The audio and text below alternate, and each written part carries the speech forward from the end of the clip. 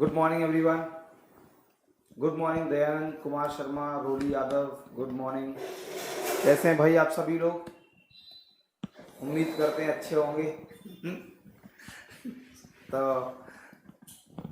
जल्दी आ जाओ भाई, सारे लोग ऑनलाइन लाइव। चलिए, तो मैक्रो इकोनॉमिक्स का आखिरी टॉपिक हमारा बचा एंड जिसका नाम है दिस इंटरनेशनल ऑर्गेनाइजेशंस, अंतरराष्ट्रीय संगठन। आज की क्लास में हम डिस्कस करने वाले हैं इंटरनेशनल ऑर्गेनाइजेशंस, जिसमें हम फाइनेंशियल एंड इकोनॉमिक ऑर्गेनाइजेशन की बात करेंगे। तो this is the topic called international organisation. ये देख लो आप लोग, थोड़ा सा ऐसे देख पाओगे। तो टॉपिक का नाम है international financial and economic organisation, अंतरराष्ट्रीय वित्तीय एवं आर्थिक संगठन।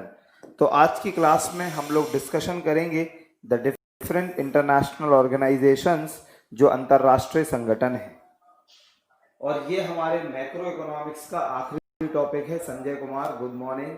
तो फिर इसके बाद सिर्फ माइक्रो इकोनॉमिक्स बचेगी। वॉइस क्लियर नहीं है, let me check why it is not clear. It should be 100। एकदम बढ़िया चल रही है, आप थोड़ा रिफ्रेश कर लें। सही। तो इमरान जी, आप थोड़ा रिफ्रेश करके देख लीजिए।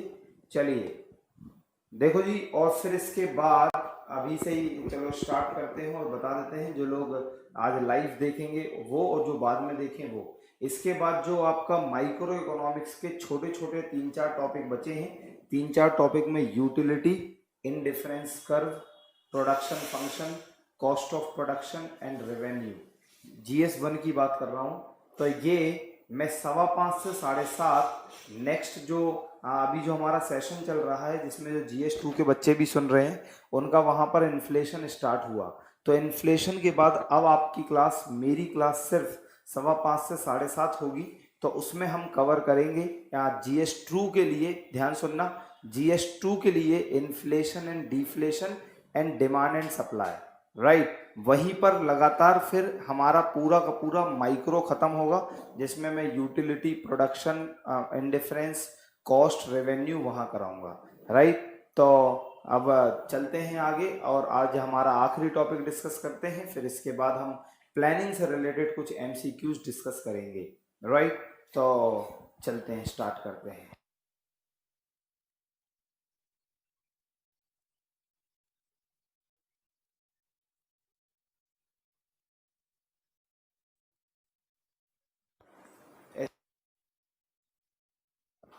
चलिए दोस्तों, तो जल्दी से इंटरनेशनल ऑर्गेनाइजेशंस कवर करते हैं।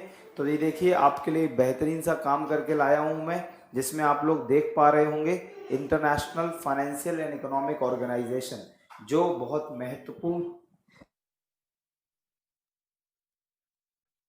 महत्वपूर्ण एग्जाम के लिए बहुत इंपॉर्टेंट पार्ट है।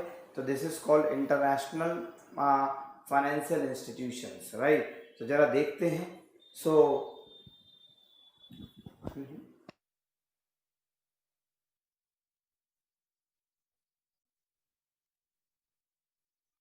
चलिए दोस्तों, तो international financial and economic organisations में अंतरराष्ट्रीय वित्तीय एवं आर्थिक संगठन, इसमें सबसे पहला एक बड़ा इंटरनेशनल ऑर्गेनाइजेशन है जिसे हम बोलते हैं IMF, इंटरनेशनल मॉनेटरी फंड।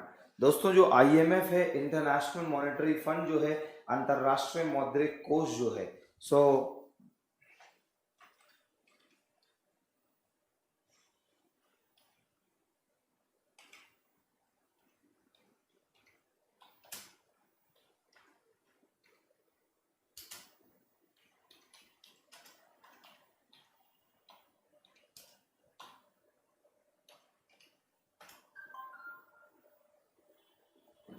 ना, तो दोस्तों इसमें सबसे पहला हमारा देखेंगे आईएमएफ इंटरनेशनल मॉनेटरी फंड के बारे में। और जरा ध्यान से सुनना, बहुत इंपॉर्टेंट डिस्कशन होने वाला है आज की क्लास में। अगर आप किसी भी एग्जामिनेशन में जाते हैं, किसी भी एग्जामिनेशन में, तो डेफिनेटली इंटरनेशनल ऑर्गेनाइजेशन से क्वेश्चंस आते ही आते हैं, राइट। और चूंकि इसमें बहुत सारा ज्ञान है तो मैंने फिर से इसको थोड़ा इनोवेटिव और थोड़ा ज़्यादा कंटेंट देने के लिए ज़्यादा स्मार्ट तरीके से आज की क्लास फिर से लेने की कोशिश कर रहा हूँ, राइट। तो यहाँ पर देख पा रहे हैं आप, ये देखिए इंटरनेशनल ऑर्गेनाइजेशंस में सबसे पहले हम बात करेंगे आईएमएफ की, इंटरनेशनल मॉनेटरी फंड।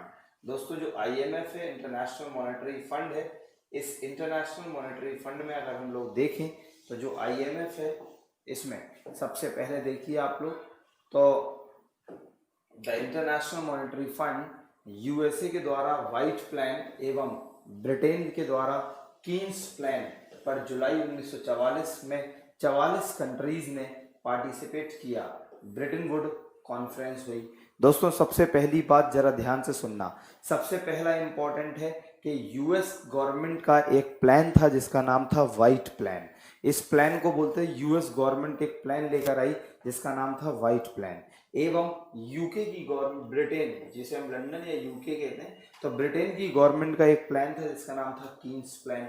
ये दो प्लान थे, एक व्हाइट प्लान और एक कीन्स प्लान। इन दोनों प्लान्स को लेकर जुलाई 1944 में 44 कंट्रीज ने पार्टिसिपेट किया और एक कॉन्फ्रेंस हुई, एक सम्मेलन हुई, जिस कॉन्फ्रेंस का नाम था ब्रिटेन वुड कॉन्फ्रेंस। दोस्तों ब्रिटेन वुड के बारे में अगर बात करें तो ब्रिटेन वुड एक जगह है जो हम कहते हैं वॉशिंगटन डीसी में, Washington District of Columbia US में एक जगह है ब्रिटेन वुड। वहां पर दो प्लान्स को लेकर यूके की सरकार एक अपना प्लान लेकर आई और यूएस की सरकार भी एक अपना व्हाइट प्लान लेकर आई। तो यूएस की सरकार का white plan and UK Britain का हमारा जो कीन्स प्लान था, इन दोनों प्लान्स को लेकर ब्रिटेन वुड कॉन्फ्रेंस में एक सम्मेलन, ब्रिटेन वुड सम्मेलन हुआ और इस सम्मेलन में 44 कंट्री ने पार्टिसिपेट किया एवं जिसमें आईएमएफ एवं आईबीआरडी का गठन हुआ। जरा ध्यान से सुनना, आईएमएफ के बारे में तो इंटरनेशनल मॉनेटरी फंड, अंतरराष्ट्रीय मौद्रिक कोष। अब ये आईबीआरडी क्या है इसकी बात अभी थोड़ी देर बाद होगी। International Bank for Reconstruction and Development, पुनर्निर्माण एवं विकास के लिए अंतरराष्ट्रीय बैंक, क्या है ये थोड़ी देर बाद आएगा। तो आईएमएफ और आईबीआरडी, यहाँ पर दो बातें क्लियर हो गई कि एक एग्जाम में क्वेश्चन आएगा कि Keynes plan was related with, answer मारो ब्रिटेन। एग्जाम में आएगा white plan was related with, तो आंसर मारो क्या, द यूएस। और एग्जाम में क्वेश्चन आएगा कि आईएमएफ एवं आईबीआरडी की स्थापना कहाँ हुई, तो Britain would conference, Britain would सम्मेलन में हुई, राइट ना। अब अगर हम बात करें ब्रिटेन वुड कॉन्फ्रेंस की तो जरा ध्यान से देखिए कि it was formally organised on 27 December 1945। अगर हम देखें तो जो आईएमएफ है वो फॉर्मली इसका संगठन गठन 27 दिसंबर 1945 में हुआ। ब्रिटेन वुड कॉन्फ्रेंस 1944 में 44 कंट्रीज ने पार्टिसिपेट किया, वहां गठन हो गया। उसके बाद ये फॉर्मली देखें तो आया गठन में 27 दिसंबर 1945। तो हम कहते हैं कि जो आईएमएफ है इसका गठन तो तभी हो गया था 1944 में, लेकिन फॉर्मली औपचारिक रूप से ये अपने काम इसने स्टार्ट किया 27 दिसंबर 1945 से, राइट।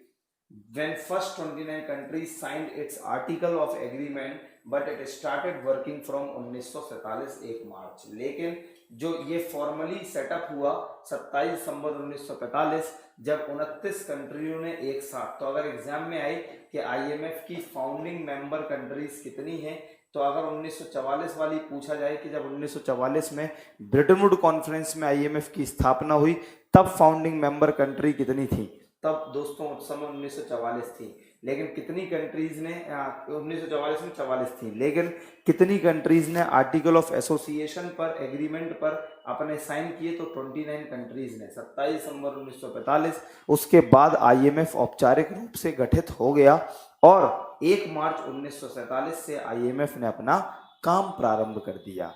तो ये रहा आईएमएफ के बारे में। तो हम कहते हैं कि इसे 27 दिसंबर 1945 में प्रारूप दिया गया, लेकिन इसने अपना कार्य प्रारंभ 1 मार्च 1943 से किया, जिसमें 29 देशों ने एक साथ हस्ताक्षर किए। तो दोस्तों इसने अपना कार्य 29 देशों, जब एक साथ कंट्रीज ने हस्ताक्षर किए तब से इसका स्टार्ट हुआ। तो हम कहते हैं कि जो आईएमएफ है, इंटरनेशनल मॉनेटरी फंड है, स्थापना 27 दिसंबर 1945, हाँ औपचारिक रूप से गठन, राइट, और जब 29 कंट्री ने एग्रीमेंट साइन किया, लेकिन काम 1 मार्च 1947।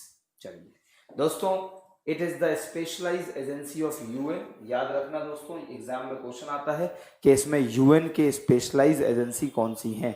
तो ये स्पेशलाइज्ड एजेंसी है, एक विशेषीकृत संस्था है यूएन की, यूनाइटेड नेशन की। तो जो आईएमएफ है वो यूनाइटेड नेशन का एक स्पेशलाइज्ड एजेंट के तौर पर, विशिष्ट अभिकरण के तौर पर काम करता है। इसके अलावा हेडक्वार्टर मैंने बता दिया वॉशिंगटन डीसी में है इसका। इसके 2 जगह रीजनल ऑफिसेस हैं, एक पेरिस में और एक जेनेवा में।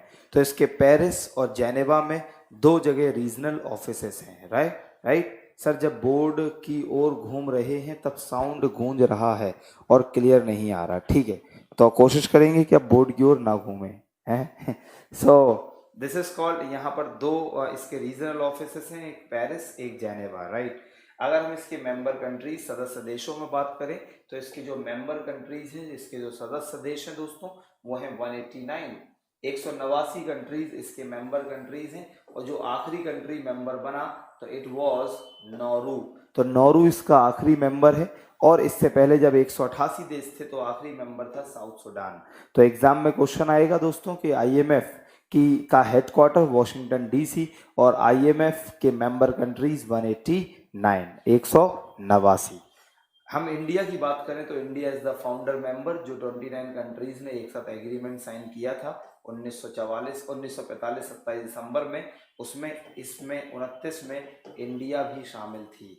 तो याद रखना, इंडिया आईएमएफ का फाउंडिंग मतलब एक फाउंडिंग मेंबर है और शुरुआत से ही आईएमएफ का सदस्य है। अगर हम आईएमएफ के ऑब्जेक्टिव्स की बात करें, ऑब्जेक्टिव्स का मतलब एक तरीके से कार्य की बात करें, फंक्शंस की बात करें, तो ये हिंदी में इंग्लिश में दोनों मिक्स लैंग्वेज में है, तो सबको समझ में आना चाहिए, जो हिंदी माध्यम के छात्र छात्राएं हैं उन्हें भी और जो इंग्लिश मीडियम के हैं उन्हें भी, राइट ना। देखिए दोस्तों, और तो उद्देश्य आईएमएफ के कौन कौन से हैं, उद्देश्य कहें या इसी को हम कार्य का नाम भी दे सकते हैं। तो आईएमएफ के कार्यों में अगर हम बात करें, सर जी आप इस तरह से नहीं पढ़ाइए, इस तरह से पढ़ाने पर मन नहीं लगता, और भी इकोनॉमिक्स में आप बोर्ड पर लिख कर ही पढ़ाएंगे सर प्लीज़, ओ भी इकोनॉमिक्स में, ओके सर बोर्ड की तरफ आप देख रहे हैं तो साउंड नॉट क्लियर। तो भाई अब बताओ कैसे पढ़ाएं। चलिए तो देखिए, तो ऑब्जेक्टिव्स उद्देश्य देख लेते हैं आईएमएफ के। तो अंतर्राष्ट्रीय मौद्रिक कोष के जो उद्देश्य हैं, तो बेटा ये जो संजय जो आपने इतना बड़ा मैसेज किया, तो आपको बता दें कि ये एक्चुअली एक इंफॉर्मेटिव चैप्टर है और इसमें बहुत सारी बातें हैं। तो इस इंफॉर्मेटिव चैप्टर में इसका यही एक बहुत बढ़िया तरीका है कि इसी तरीके से आपको यहाँ पे ज़्यादा ज्ञान मिल सकता है, राइट। बाकी बोर्ड पर लिखने की बात है तो जो अगले चैप्टर्स हैं वो बोर्ड पर लिखे ही मिलेंगे, और इसमें मेन है आप लोगों को ज्ञान मिले। पता नहीं कैसा कैसा स्वाद चाहिए तुम लोगों को, पूरा स्वाद लेकर ही जाओगे भाई ना। ठीक है, दयानंद कुमार शर्मा, जो हुक्म आपका। चलिए अब हम बात करते हैं तो ऑब्जेक्टिव्स ऑफ आईएमएफ। तो आईएमएफ का सबसे मेन जो ऑब्जेक्टिव है वो है इंटरनेशनल मॉनेटरी कॉरपोरेशन, अंतर्राष्ट्रीय मौद्रिक सहयोग को प्रोत्साहन करना। तो जो आईएमएफ है वो international monetary corporation, international monetary corporation का मतलब क्या हुआ दोस्तों, जब देखा जाए कि जैसे किसी देश है, जैसे इसके 189 सदस्य देश हैं, 189 मेंबर कंट्रीज हैं, और इन 189 मेंबर कंट्रीज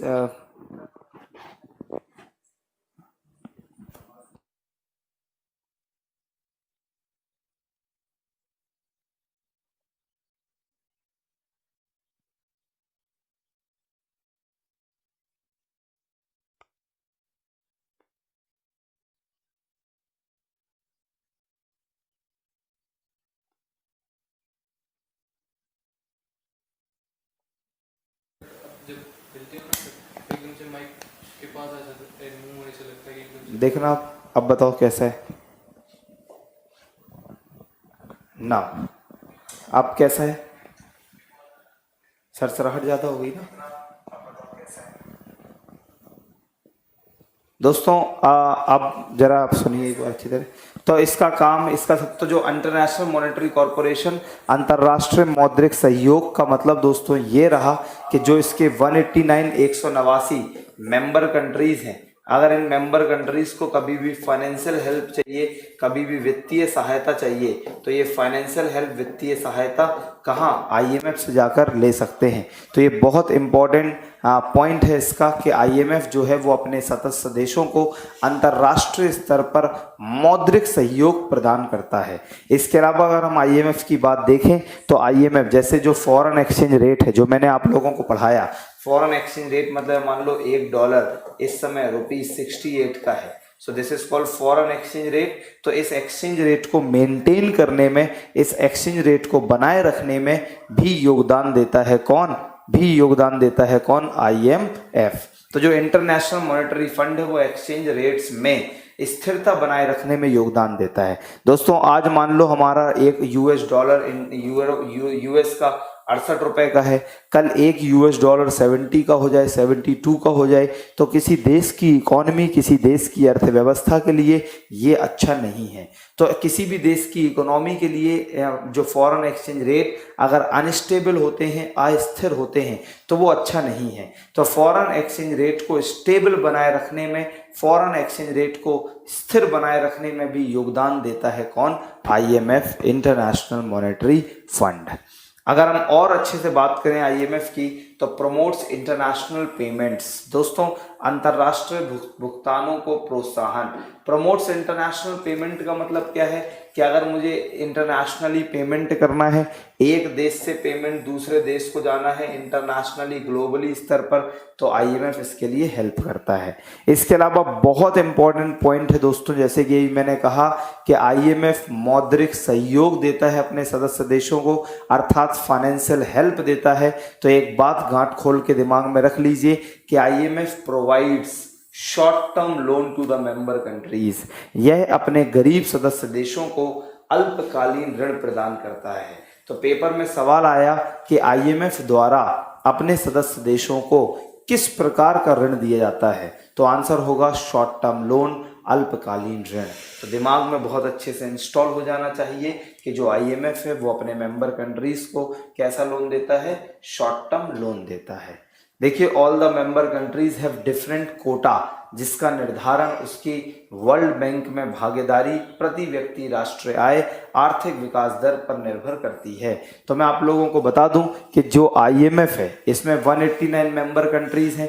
हर एक सदस्य देशों का अपना अपना कोटा निर्धारित है कि कौन सा सदस्य देश कितना रुपए आईएमएफ में जमा कराएगा और कौन सा सदस्य देश कितना लोन आईएमएफ से लेगा।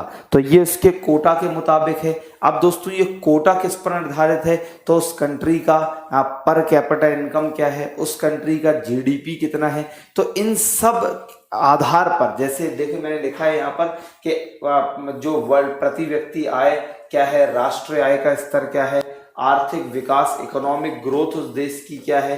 तो इकोनॉमिक ग्रोथ हो गया, पर कैपिटा इनकम, प्रति व्यक्ति आय हो गया, पर कैपिटा इनकम, राइट। तो प्रति व्यक्ति आय पर कैपिटा इनकम के आधार पर देखें, और वर्ल्ड बैंक में उसका क्या योगदान है, वर्ल्ड बैंक में उसकी क्या भागीदारी है, नहीं कम से कम 20-25।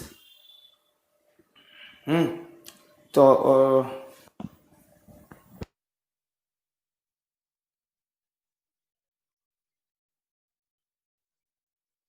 ठीक है।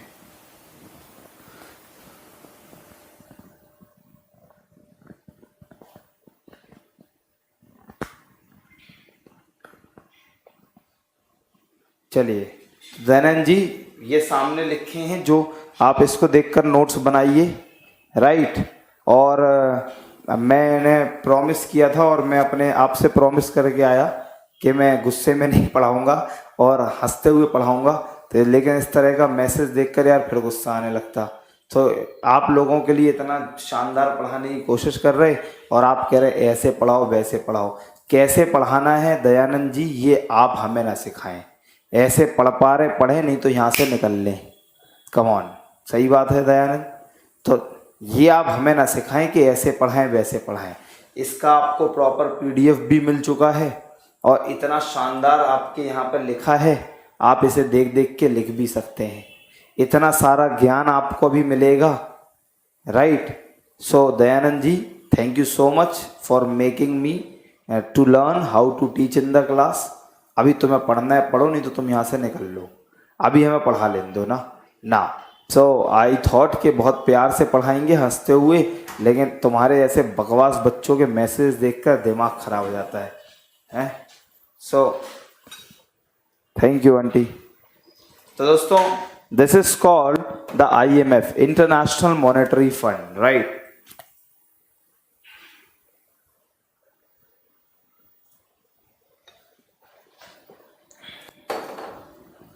तो जो IMF है, तो आप देखिए हर एक में इसके बहुत सारे मेंबर कंट्रीज हैं। अब बहुत सारे मेंबर कंट्रीज हैं और जो अंतर्राष्ट्रीय इसके सदस्य हैं, तो इतने सारे इसके मेंबर कंट्रीज हैं।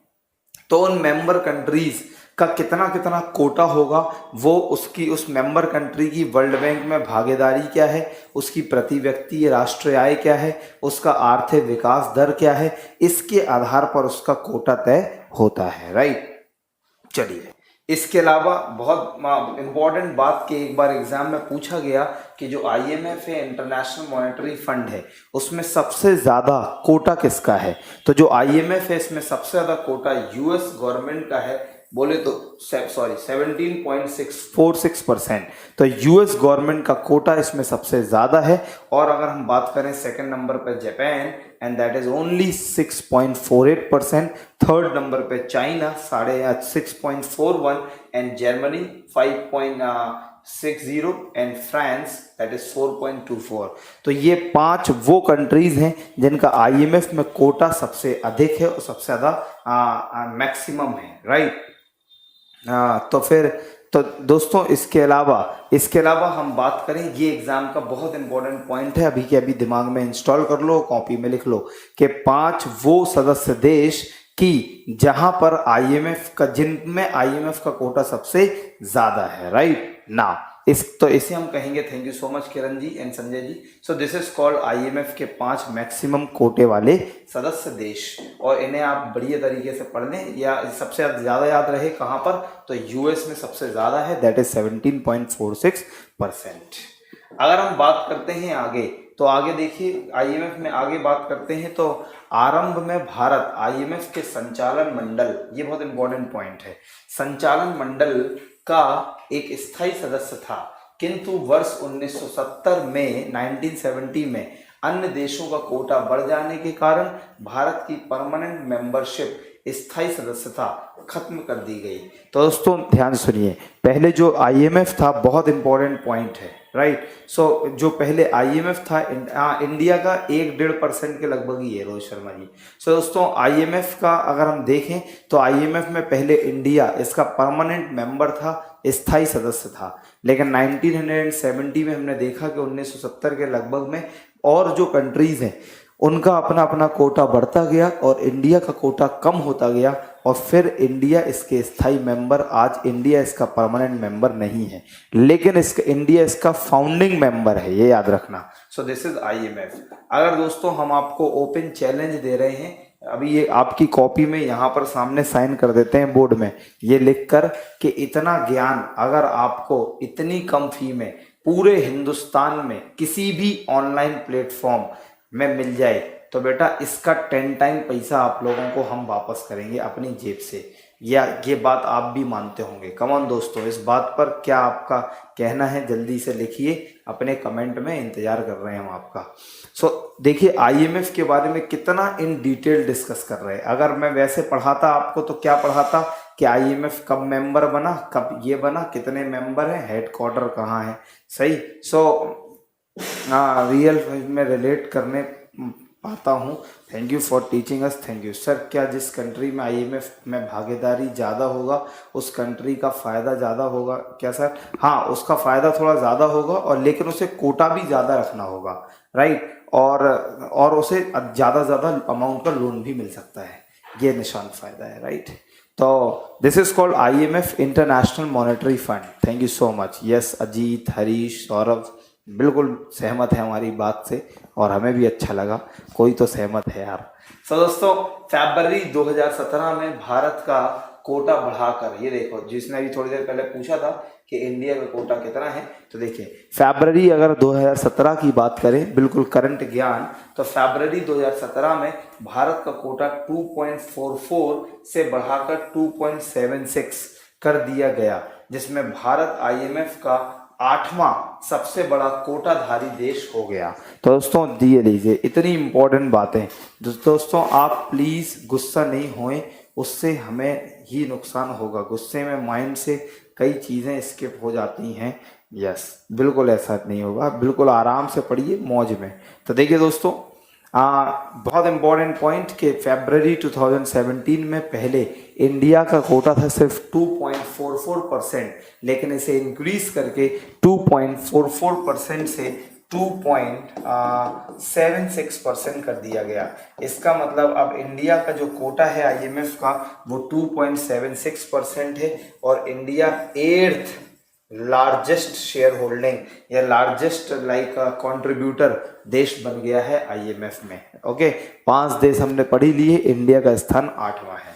आईएमएफ द्वारा प्रतिवर्ष, बहुत important point, world economic outlook प्रकाशित किया जाता है। तो हर साल दोस्तों जो आईएमएफ है, जो इंटरनेशनल मॉनेटरी फंड है, ये एक वर्ल्ड इकोनॉमिक आउटलुक नाम की मैगजीन निकालता है। तो आपको ये पता होना चाहिए, एग्जाम में ये भी क्वेश्चन आता है कि वर्ल्ड इकोनॉमिक आउटलुक किसके द्वारा प्रकाशित किया जाता है, तो इसको आईएमएफ के द्वारा प्रकाशित, आईएमएफ के द्वारा पब्लिश करते हैं।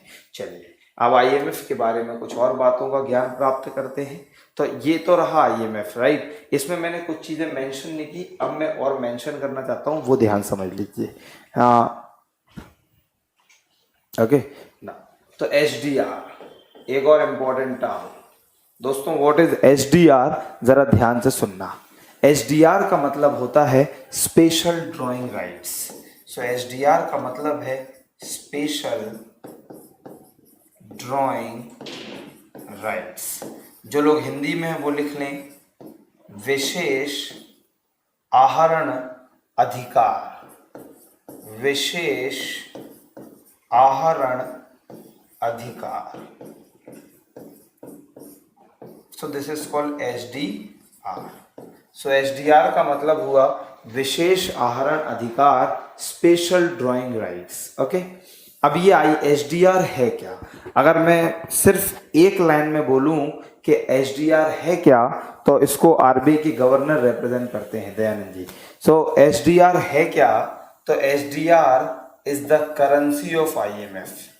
तो आईएमएफ की जो करेंसी है, आईएमएफ की जो मुद्रा है, उसे हम बोलते हैं एचडीआर। सबसे पहला पॉइंट आपको पता होना चाहिए कि एचडीआर क्या होता। तो HDR is the currency of IMF. IMF की करेंसी एचडीआर होती है, राइट। अभी देखिए एचडीआर में या आईएमएफ की करेंसी में कुछ कंट्रीज की जो करेंसी है वो शामिल है। क्या?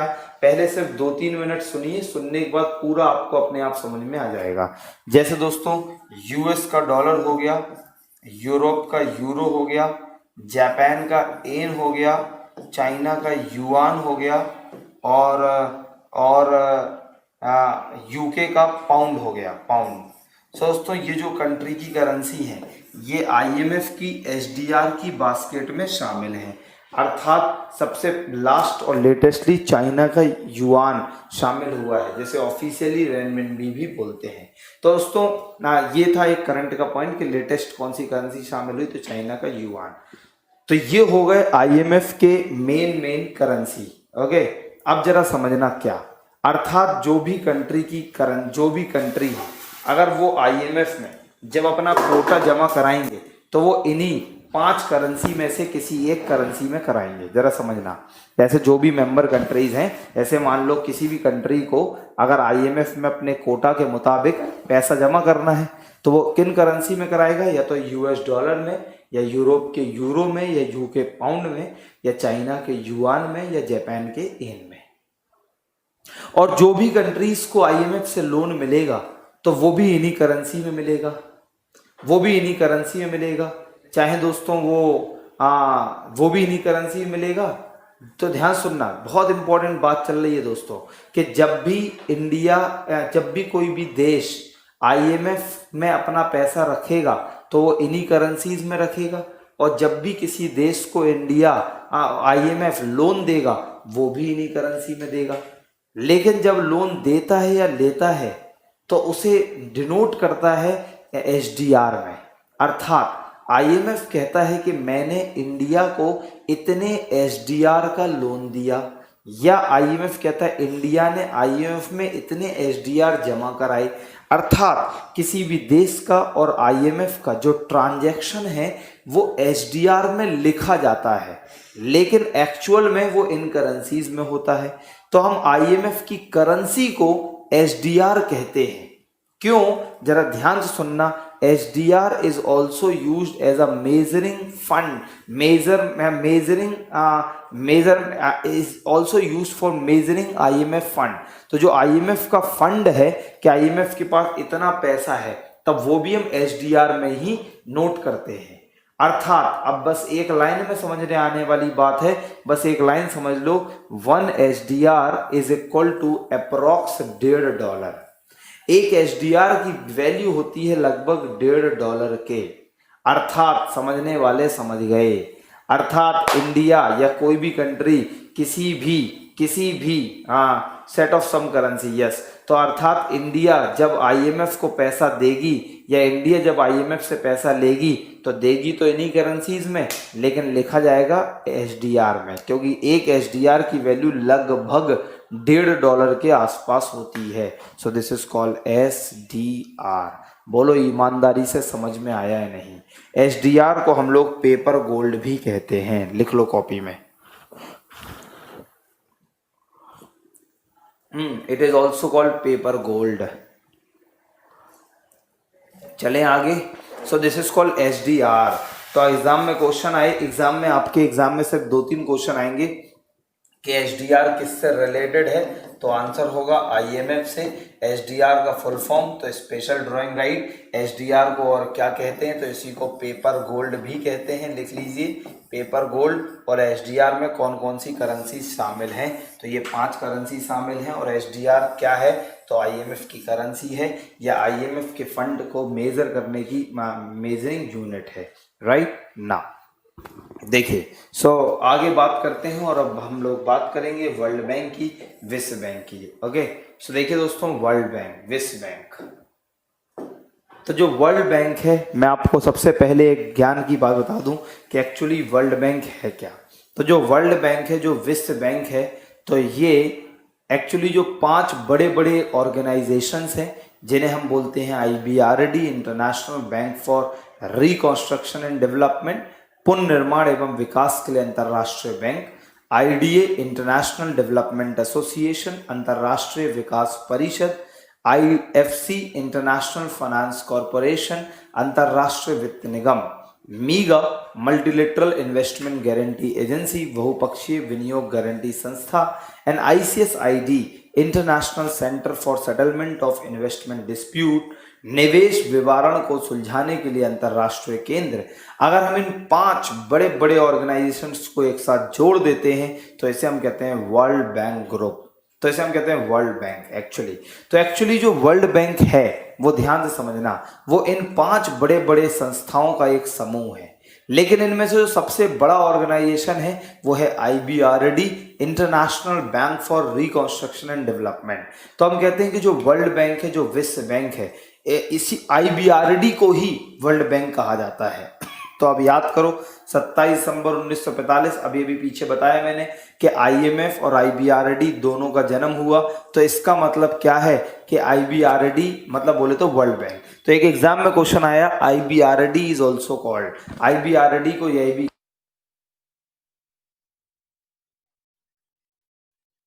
तो IBRD is also called, IBRD को यही भी कहते हैं। तो दोस्तों एग्जाम में आएगा तो टिक मारना वर्ल्ड बैंक।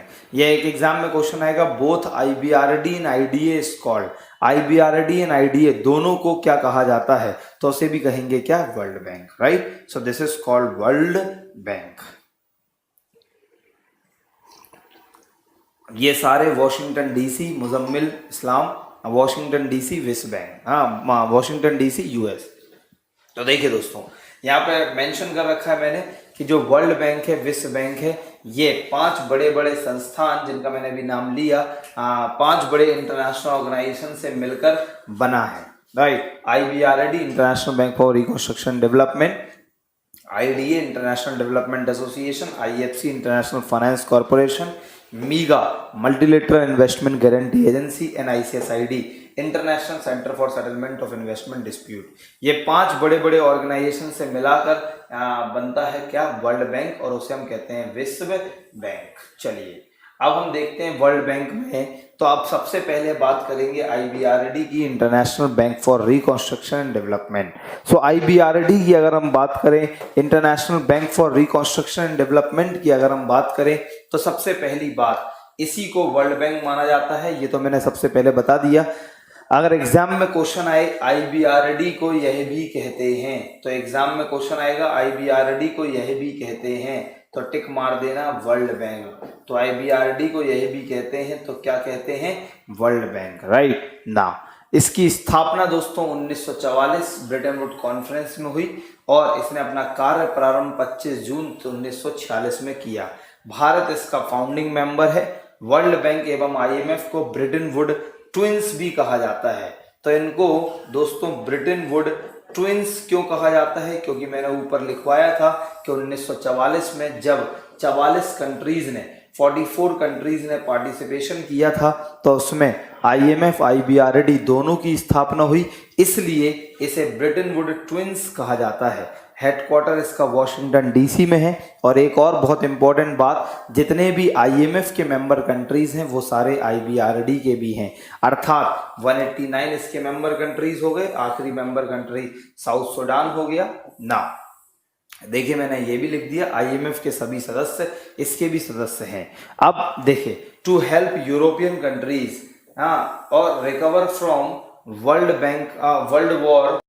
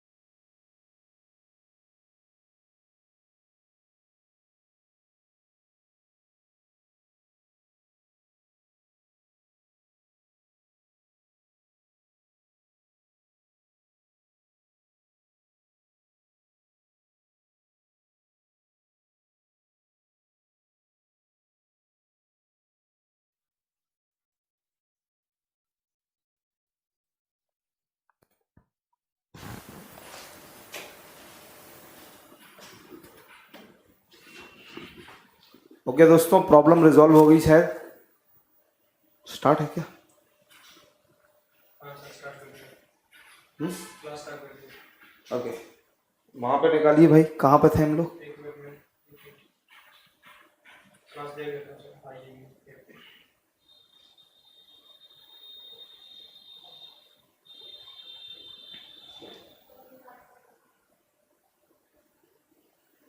तो भाई निकाल के दो यार, होगा इसी चल रहा है ना?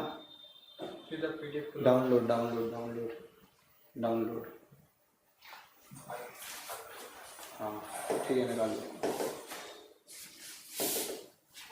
कौन सा? ऊपर देखो सर, कॉर्नर पे पूरा माइक्रो, हाँ यही था। ये था ना? हिंदी बंद था सर। हाँ, चलिए दोस्तों, welcome back. I need the comment. दोस्तों, due to some technical problem, थोड़ा सा ये जो कैमरे से पीसी में कनेक्टिविटी है वो थोड़ी सी प्रॉब्लम में आ गई थी। बाकी ऐप की वजह से ये प्रॉब्लम नहीं हुई आज, ये अच्छा लगा। चलिए, चलो भाई, कौन कौन है एक बार फिर से हाय बोल दो। चलो भाई, तो थोड़ा सा कैमरे से कंप्यूटर पे जो वायर जा रही है उस वायर की वजह से कुछ ब्लैक मैजिक डिवाइस है, उस डिवाइस में थोड़ी सी प्रॉब्लम आ गई थी, इसलिए ऐसा हुआ। कितने लोग हैं लाइव, जल्दी बताएं। सो दोस्तों, जल्दी से आज हम खत्म करते हैं और आगे बढ़ते हैं इस इंटरनेशनल ऑर्गेनाइजेशन को। इसमें हमने आईएमएफ बात कर लिया है, वर्ल्ड बैंक के बारे में हम बात कर रहे थे, और आईएमएफ वर्ल्ड बैंक में जो मेन छोटे से डिफरेंसेस हैं उनके बारे में देख रहे थे। अभी भी साउंड ठीक नहीं आ रहा, वो बीच में एक बार बंद कर दिया। ओके, अब बिल्कुल सही आएगा दोस्तों, चिंता मत करना। तो ये आईबीआरडी की हम बात कर रहे थे, इसके उद्देश्य क्या हैं, जरा जल्दी से इसके उद्देश्य के बारे में डिस्कशन करते हैं। तो इसके दोस्तों जो ऑब्जेक्टिव हैं, जो उद्देश्य हैं, क्लास वहीं पर वहीं से स्टार्ट हुई ना। इसके जो ऑब्जेक्टिव हैं, उद्देश्य हैं, वो क्या है कि long term loan to the member countries, ये मैंने बता ही दिया। अब यहाँ लॉन्ग टर्म का मतलब है दीर्घकालीन ऋण का मतलब है ये 5 वर्षों से 20 वर्षों तक, तो 5 ईयर से लेकर 20 सालों तक ये अपने सदस्य देशों को लोन देता है। इसके अलावा सदस्य राष्ट्रों में पूंजी निवेश को प्रोत्साहित करने हेतु पूंजी की व्यवस्था कराना। पूंजी निवेश का मतलब है दोस्तों कैपिटल इन्वेस्टमेंट। अगर कैपिटल इन्वेस्टमेंट की हम बात करें तो पूंजी निवेश या कैपिटल इन्वेस्टमेंट का मतलब है दोस्तों, जैसे इंफ्रास्ट्रक्चर डेवलप करना है, रोड्स बननी है, डैम्स बनने हैं, तो उन सब के लिए योगदान देता है कौन? World bank. अगर हम बात करें विकास के कार्यों में आर्थिक सहायता देना, तो दोस्तों जो डेवलपमेंट के काम है, जैसे मैंने बताया रोड्स, डैम्स, ब्रिजेस, इन सब में हेल्प करता है कौन? आईबीआरडी।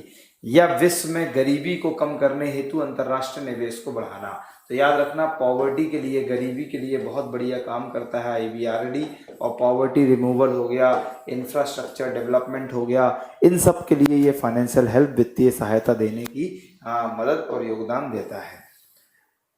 इसने सर्वप्रथम ऋण 9 मई 1947 फ्रांस को दिया था। ये थोड़ा सा फैक्ट है कि सबसे पहली बार इसने फर्स्ट लोन 9 मई 1947 में फ्रांस को दिया था, जो 250 मिलियन डॉलर था फॉर पोस्ट वॉर रिस्ट्रक्शन। दोस्तों सबसे बढ़िया पॉइंट है, पहला पॉइंट है कि इसने सबसे पहली बार लोन किसको दिया? तो इसने सबसे पहली बार लोन दिया फ्रांस को, और वो भी 9 मई 1947 में। आईडीए की बात कर ली जाए बिना टाइम वेस्ट करे, तो आईडीए का मतलब है इंटरनेशनल डेवलपमेंट एसोसिएशन, अंतर्राष्ट्रीय विकास परिषद। तो जो इंटरनेशनल डेवलपमेंट एसोसिएशन है, अंतर्राष्ट्रीय विकास परिषद है, अगर हम इसमें इसकी बात करें तो इसकी स्थापना 24 सितंबर 1960, 24 सितंबर 1960 में हुई।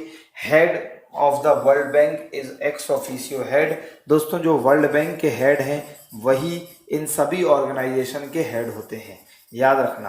तो जो वर्ल्ड बैंक के हेड हैं वो आईबीआरडी या आईडीए दोनों के हेड होंगे, आईबीआरडी, वर्ल्ड बैंक। दोस्तों इसे हम soft loan window of world bank, इसे विश्व बैंक की सॉफ्ट लोन विंडो के नाम से जाना जाता है।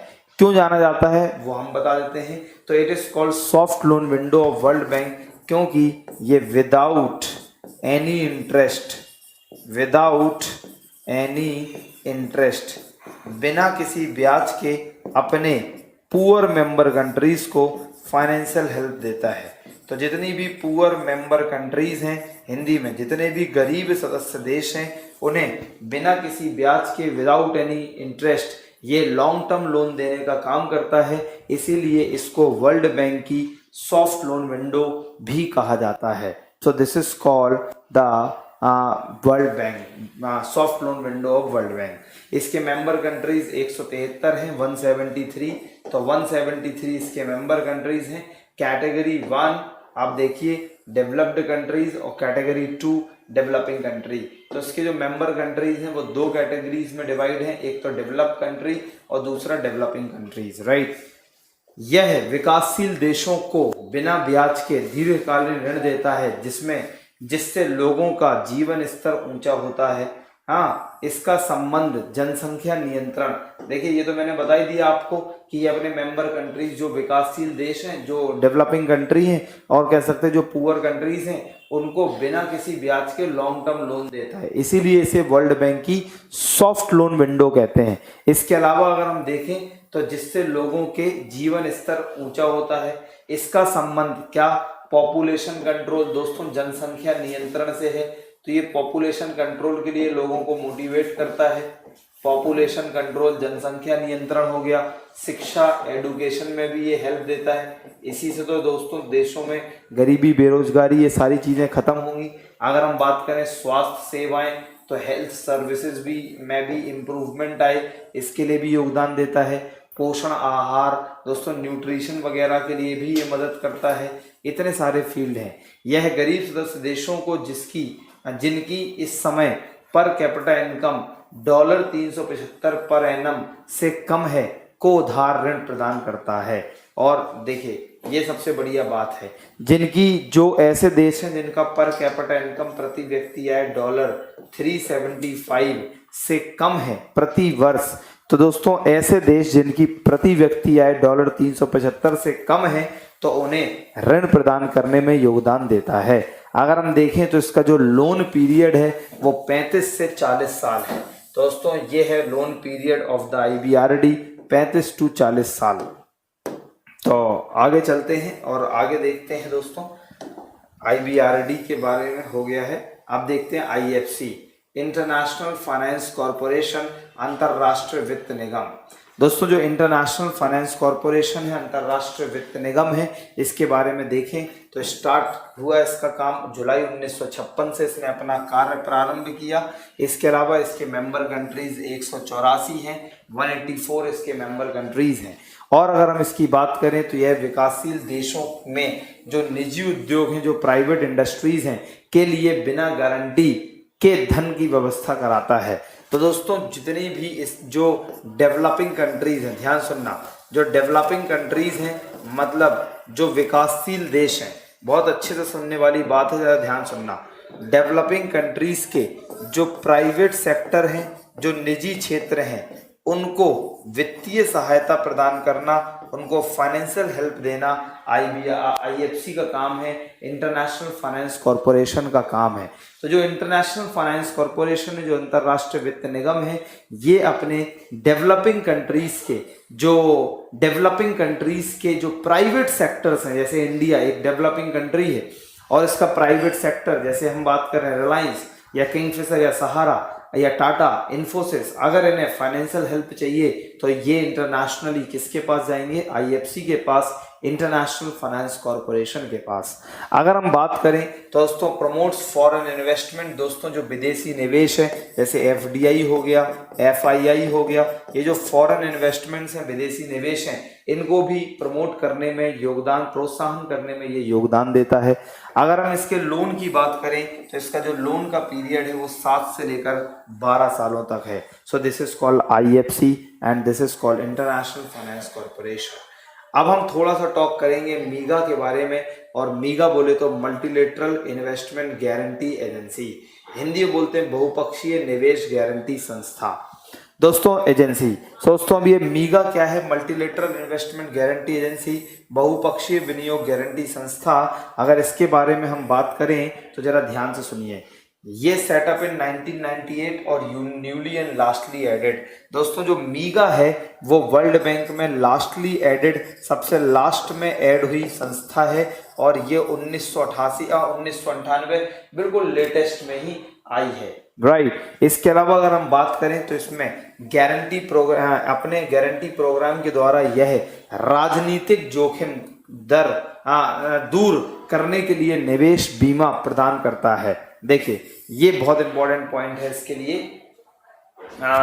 नहीं, इंडियन बैंक वर्ल्ड बैंक से लोन नहीं ले सकती है। वर्ल्ड बैंक कोई भी बैंक नहीं है जो भारत की बैंकों को लोन नहीं देता, राइट। सो इसके बारे में बात होगी, अलग से देखना। तो जो हाँ, RBI on behalf of government it can borrow from world bank, right. तो अपने गारंटी प्रोग्राम के द्वारा यह राजनीतिक जोखिम, दोस्तों जो पॉलिटिकल अनस्टेबिलिटी होती है जब देश में, जब पॉलिटिकल इम्बैलेंस हो और जब पॉलिटिकली कोई भी कंट्री फिट ना हो, तो उसको दूर करने के लिए निवेश बीमा प्रदान करती है। तो बाकी अगर हम सिंपल भाषा में कहें तो नाम ही देखिए, मल्टीलेटरल इन्वेस्टमेंट गारंटी एजेंसी। तो एक देश से दूसरे देश इन्वेस्टमेंट को प्रमोट करने के लिए मीगा का काम है, मीगा हेल्प करती है, राइट। यह सिर्फ नए निवेशों का बीमा कर सकती है। तो जो नए निवेश हैं, जो न्यूली इन्वेस्टमेंट हो रहे हैं किसी भी देश में, तो उनका अगर इंश्योरेंस कराना है, बीमा कराना है, तो उसके लिए काम करता है कौन? मीगा, मल्टीलेटरल इन्वेस्टमेंट। चूंकि इसका नाम ही है मीगा, मल्टीलेटरल इन्वेस्टमेंट गारंटी एजेंसी, इसलिए दोस्तों ये प्रमोट करता है FDI in the member countries. क्योंकि देखिए मल्टीलेटरल इन्वेस्टमेंट और गारंटी एजेंसी का मतलब है गारंटी के पर्पस के लिए ये क्या करता है, ये अपना जो बीमा का काम है, ये जो इंश्योरेंस का काम है, ये करता है। तो इसलिए इसका नाम है मल्टीलेटरल इन्वेस्टमेंट और गारंटी एजेंसी। तो ये दो काम करता है, आप समझ गए कि पहला तो ये अलग अलग देशों में विदेशी निवेश, फॉरेन इन्वेस्टमेंट को प्रमोट करना और इंश्योरेंस संबंधी काम करना। अगर कोई इन्वेस्टमेंट है तो उसे इंश्योर्ड करना भी मीगा का काम है। सबसे लास्ट ऑर्गेनाइजेशन देख लेते हैं वर्ल्ड बैंक का, और सबसे लास्ट ऑर्गेनाइजेशन है ICSID, जिसे हम कहते हैं international Centre for Settlement of Investment dispute, निवेश विवारण को सुलझाने के लिए अंतरराष्ट्रीय केंद्र। तो international Centre for Settlement of Investment dispute, निवेश संबंधी विवाद निपटान या सुलझाने हेतु अंतरराष्ट्रीय केंद्र। तो इसे कहते हैं, सेटअप हुआ 1966 में, 1966 में। यह केंद्र सरकार एवं विदेशी निजी निवेश के मध्य निवेश संबंधी निवेश विवादों के समझौते की सुविधा प्रदान करता है। तो इसके नाम से ही सॉल्व हो गया, ये तो ज्यादा बताने की जरूरत नहीं है कि अगर इन्वेस्टमेंट संबंधी कोई प्रॉब्लम है तो इसको सॉल्व कराएगा कौन? ICSID। इसके मेंबर हैं 161 देश, तो 161 कंट्रीज इस समय इसके मेंबर्स हैं। और it has solve the issues of India Pakistan water issue, और भी इसने मल्टीपल डिस्प्यूट सॉल्व किए। दोस्तों जो भी अगर डिस्प्यूट्स हैं किसी भी देश को लेकर, किसी भी देश के बीच, उनके मेंबर कंट्रीज में जितने भी इसके 161 मेंबर कंट्रीज हैं, तो उन डिस्प्यूट को सॉल्व करना काम है किसका? वर्ल्ड बैंक के ICSID का। दोस्तों आगे चलते हैं और इस इंटरनेशनल ऑर्गेनाइजेशन में जरा हम और थोड़ा ज्ञान प्राप्त करते हैं। दोस्तों ये देखिए, ये मेरी खुद की राइटिंग है और आप लोगों के लिए इतनी मेहनत करके मैंने ये नोट्स प्रिपेयर किए हैं। सो this is my own writing, टेढ़ा लिख गया भाई ये है। सो this is my own writing. अब आप देख सकते हैं कि आप लोगों के लिए कितनी मेहनत हो रही है कि आप लोगों को एक वंडरफुल ज्ञान मिल सके और बढ़िया से बढ़िया लेवल के एग्जाम में क्वेश्चंस फंस सके। बाकी इंटरनेशनल ऑर्गेनाइजेशन अगर हम चाहें तो ये सिर्फ 10 मिनट में भी खत्म हो सकता था, और इंटरनेशनल ऑर्गेनाइजेशन से सिर्फ एक ही क्वेश्चन आता है, वो आता है इंटरनेशनल ऑर्गेनाइजेशन और उसके हेडक्वार्टर। सो अंतरराष्ट्रीय संगठन और उसके मुख्यालय पर सवाल आता है। लेकिन यहाँ पर हमने बहुत डिटेल में डिस्कशन करने की कोशिश कर रहे हैं, जिससे आप लोग ज़्यादा से ज़्यादा सेटिस्फाइड रहें और आप लोगों को इकोनॉमिक्स ज़्यादा से ज़्यादा अच्छी लगे और आप लोग टाइम्स कोचिंग के एक अच्छे स्टूडेंट बन पाएँ और हम एक अच्छा टीचर बनने की यहाँ कोशिश कर रहे हैं। भाई इतनी सारे काम चल रहे हैं आप लोगों की सेवा में। दोस्तों एंजॉय करिए ना। ऊपर से तुम लोग ज्ञान देने लगते, सर ऐसे नहीं ऐसे पढ़ाओ। पढ़ाना कैसा है ये मुझ पे छोड़ दो, पढ़ना कैसे है ये आप डिसाइड करो। बस ये 2 काम हो गए, तुम्हें तुम्हारी मंजिल मिल जाएगी। हमारी मंजिल तो आपने हमें दे ही दी।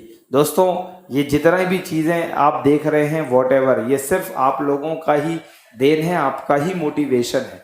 सो you guys are very good for us and just आपने हमें इतना प्यार दिया तो हम आपको ज़्यादा से ज़्यादा ज्ञान दें, इस मुहिम को साथ में लेते चलते। देखिए इतना सारा ज्ञान आपको दे रहे हैं। अब देखिए यूएन की बात, यूएनसीटीएडी, अंकटाड भी बोलते हैं, अंकटाड भी बोलते हैं, UNCTAD United Nation Conference on Trade and Development की बात करें अगर हम, तो UNCTAD United Nation Conference on Trade and Development. तो अंकटाड की अगर हम बात करते हैं तो ये क्या है, तो United Nation, good information sir, अच्छा जी thank you. So United Nation Conference on Trade and Development, तो ये अंकटाड क्या है, तो इसकी स्थापना 1964 में हुई। अगर हम इसकी बात करें तो अंकटाड जो है वो संयुक्त राष्ट्र संघ की महासभा का एक स्थायी परमानेंट अंग है। तो संयुक्त राष्ट्र मतलब यूनाइटेड नेशन, तो यूनाइटेड नेशन जो है उसकी जो असेंबली है, यूनाइटेड नेशन की जो असेंबली है, महासभा है, तो ये असेंबली का एक परमानेंट मेंबर है जिसे हम बोलते हैं, इसके असेंबली के परमानेंट मेंबर पूर्ण स्थायी सदस्य है, इसे हम बोलते हैं UNCTAD, United Nation Conference on Trade and development, right. इसका हेडक्वार्टर जेनेवा स्विट्जरलैंड में है। इसकी मेंबर कंट्रीज 194 हैं और इसकी जो कॉन्फ्रेंस है, इसका जो सम्मेलन है वह प्रत्येक 4 सालों में होता है। तो हर 4 साल में इसका कॉन्फ्रेंस, इसका सम्मेलन होता है। और अगर हम अंकटाड के बारे में बात करें तो देखिए संपूर्ण विश्व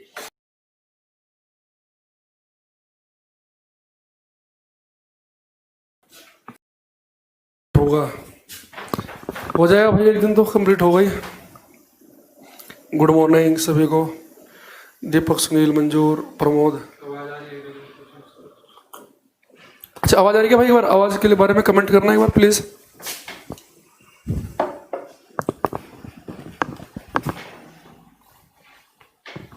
गुड मॉर्निंग।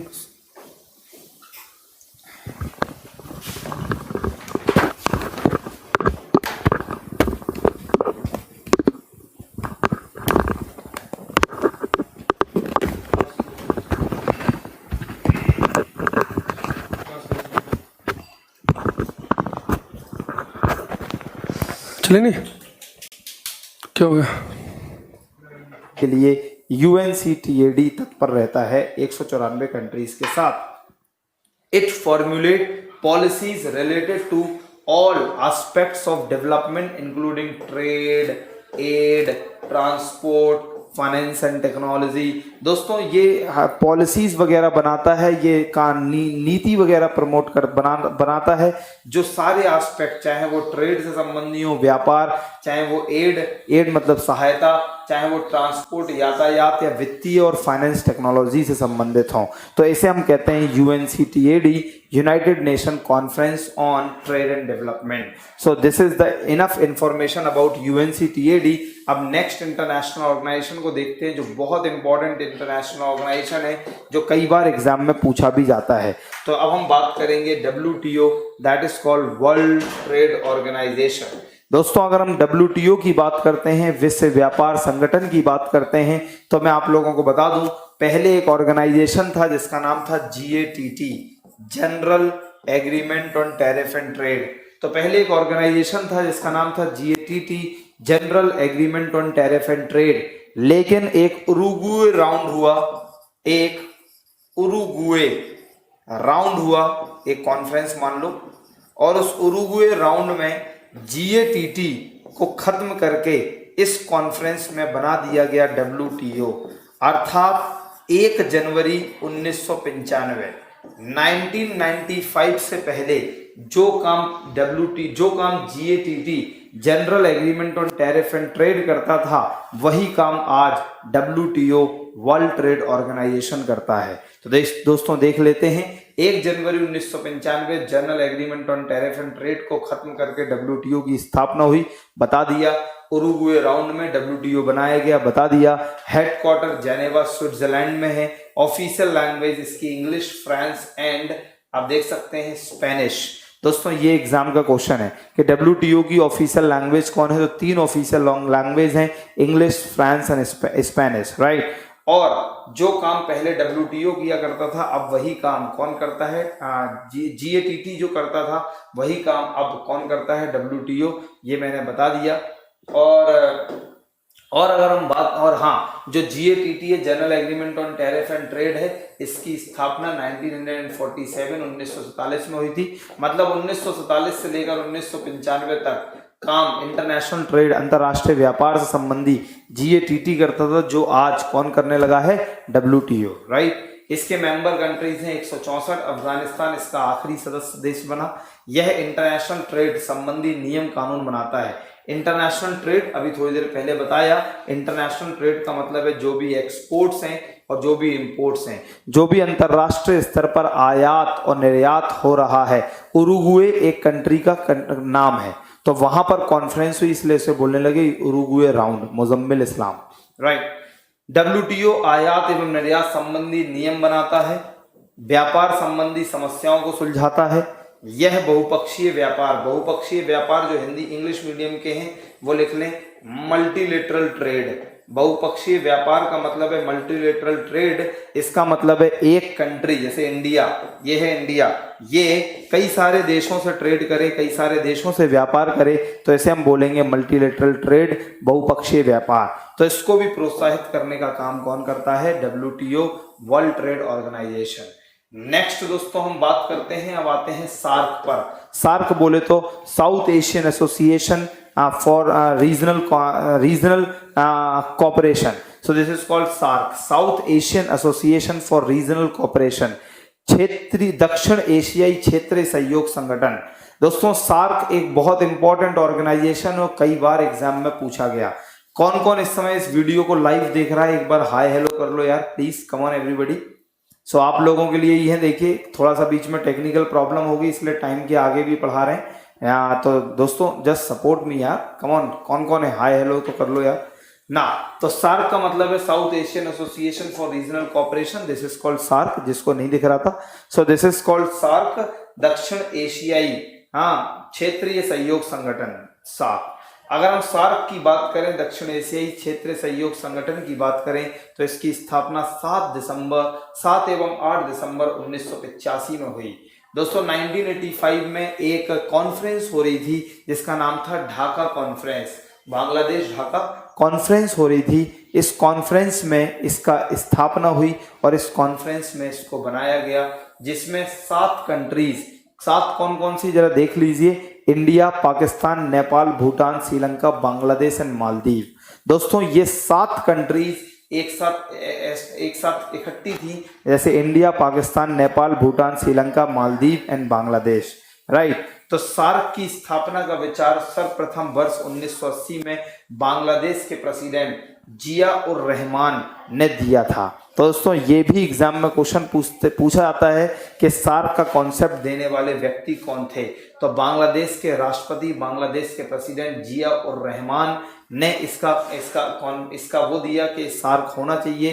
तो 2005 में अगर हम देखें, अफगानिस्तान इसका 8वां सदस्य देश बना, क्योंकि दोस्तों पहले इसके 7 मेंबर थे, तो बाद में अफगानिस्तान 2005 में जुड़ा इसके साथ। और अगर हम बात करें दक्षिण एशियाई क्षेत्र में आर्थिक विकास का मतलब है वही इकोनॉमिक डेवलपमेंट, तो वहां की इकोनॉमी डेवलप्ड रहे, इकोनॉमिक डेवलपमेंट, सामाजिक प्रगति, मतलब तो अगर हम सोसाइटल तौर पर प्रोग्रेस कर पाए, एवं सांस्कृतिक विकास, कल्चरल डेवलपमेंट की गति को तेज करना, ये सार्क का काम है। तो सार्क का जो मुख्य काम है दोस्तों वो है इकोनॉमिक हेल्प देना, सोसाइटी डेवलप करना, मतलब जो लोगों के बीच कोऑपरेशन बढ़े, सामाजिक प्रगति हो, कल्चरल डेवलपमेंट हो अपने 8 मेंबर कंट्रीज के बीच। तो इसके मेंबर कंट्रीज हो गए 8, तो ये हमने देख लिया। और हाँ, इसमें मैंने शायद लिखना भूल गया कि सार्क का हेडक्वार्टर कहाँ है, काठमांडू, नेपाल में इसका हेडक्वार्टर है, राइट। लेकिन इसकी स्थापना कहाँ हुई, तो स्थापना इसकी हुई in the Dhaka conference, Bangladesh में। अब देखते हैं next international organization that is called BRICS. ये एक बहुत इंपॉर्टेंट इंटरनेशनल ऑर्गेनाइजेशन है ब्रिक्स। तो अगर हम ब्रिक्स की बात करें तो इसका फुल फॉर्म इसी के नाम में ही है। बी का मतलब है ब्राजील और आर का मतलब रशिया, आई का मतलब इंडिया, सी का मतलब चाइना और दोस्तों एस का मतलब South Africa. So this is called BRICS के मेंबर कंट्रीज और ब्रिक्स का फुल फॉर्म। 2009 में Brazil, Russia, India and China ने एक नए संगठन ब्रिक की स्थापना की। सो 2009 में देखिए कौन कौन शामिल था, जरा देखना, ये 4 देश Brazil, Russia, India and China, इसलिए पहले इसका नाम सिर्फ ब्रिक था। तो 2009 में इसकी शुरुआत हुई 4 कंट्रीज के साथ जिन्हें हमने बोला ब्रिक नेशंस। 2011 में साउथ अफ्रीका जुड़ गया इससे, तो फिर इसको हम बोलने लगे ब्रिक्स और इसका नाम ब्रिक से हो गया क्या, ब्रिक्स। साउथ अफ्रीका 2011 में जुड़ा। अगर हम बात करें तो अभी रिसेंटली एक नई और एक बैंक बनाई है जिसका नाम है न्यू डेवलपमेंट बैंक। तो अगर हम न्यू डेवलपमेंट बैंक की बात करें या इसी को ब्रिक्स बैंक भी कहते हैं, सो this is new development bank या ब्रिक्स बैंक, जो 2014 में बनी 2014 में, और इसे $100 अरब के साथ बनाया गया। इसे $100 अरब के साथ 2014 में बनाया गया और इसकी जो शुरुआती अधिकृत पूंजी मतलब इनिशियली जो इसकी ऑथोराइज्ड कैपिटल थी वो थी दोस्तों $100 के साथ इसको बनाया गया। यह वर्ल्ड बैंक एंड IMF जैसे वित्तीय संस्थानों की तरह दूसरा बड़ा बैंक है। यह इसकी शुरुआत 2015 में हुई, तो 2014 में इसको बना दिया गया, 2015 में इसने अपना वर्क स्टार्ट किया। और बहुत इंपॉर्टेंट बात है कि NDB के जो प्रथम अध्यक्ष थे जो भारत के ही थे और इसका भारत के KV कामत इसके पहले अध्यक्ष थे, तो ये भी आपको पता होना चाहिए। तो इसके पहले अध्यक्ष, और हाँ इसका हेडक्वार्टर शंघाई चाइना में है।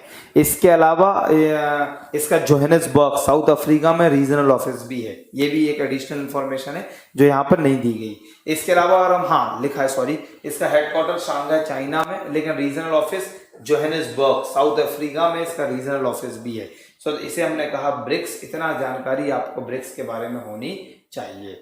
अब बात करते हैं IBSA। IBSA बोले तो India, Brazil and South Africa. So this is called IBSA, India, Brazil and South Africa. दोस्तों ये ज्ञान आप लोगों के लिए बहुत इंपॉर्टेंट है। आप हिंदुस्तान के किसी भी कॉम्पिटिटिव एग्जाम में जाएंगे तो बिना इंटरनेशनल ऑर्गेनाइजेशन के एक भी क्वेश्चन पेपर नहीं बनता है, तो आपको पता होना चाहिए। दोस्तों अगर हम बात करें तो इसकी जो स्थापना है वो 6 जून 2003 में हुई, 6 जून 2003। और अगर हम बात करें जो IBSA है वो 3 अलग अलग महाद्वीपों के 3 बड़े लोकतंत्र एवं प्रमुख अर्थव्यवस्थाओं के एक मंच पर लाता है। 3 बड़े बड़े महाद्वीपों का मतलब एक तो हो गया इंडिया, एक हो गया ब्राजील और एक हो गया साउथ अफ्रीका, को वो एक ही मंच पे लाता है। This is called IBSA।